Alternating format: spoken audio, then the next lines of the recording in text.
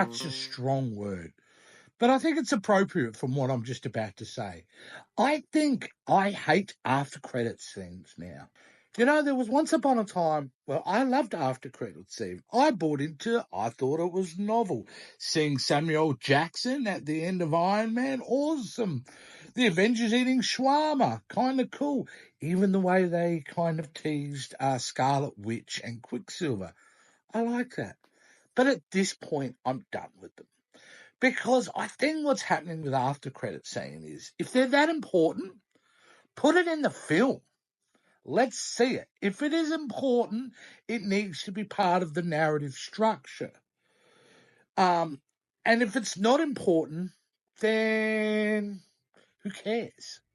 So it's a bit like that at this point. I think it's such an expectation, and it's trained us so much that we just expect most films to have after credit scenes. However, as much as I hate the after credit scenes, I do appreciate the byproduct that it forces people to watch credits because, you know, hundreds of people make films and, you know, if that means more eyeballs are getting to see all those talented people being on with, but that's not a bad thing, right? But you should do it not for bait, not to expect a little snippet, but, you know, because you appreciate that. You know, as a kid, I used to watch the credits, not so much the credits, but I was a big fan of music. So I would just listen to the soundtrack as they played it with all the credits.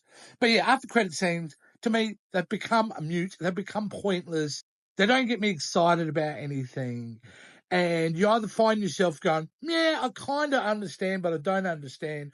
Or somebody's out going, I don't know what that means. And then you've got to spend ages trying to explain your theory on what you think that's implying. So after credit scene, I would say it's time to go to bed, fellas, for a while at least anyway.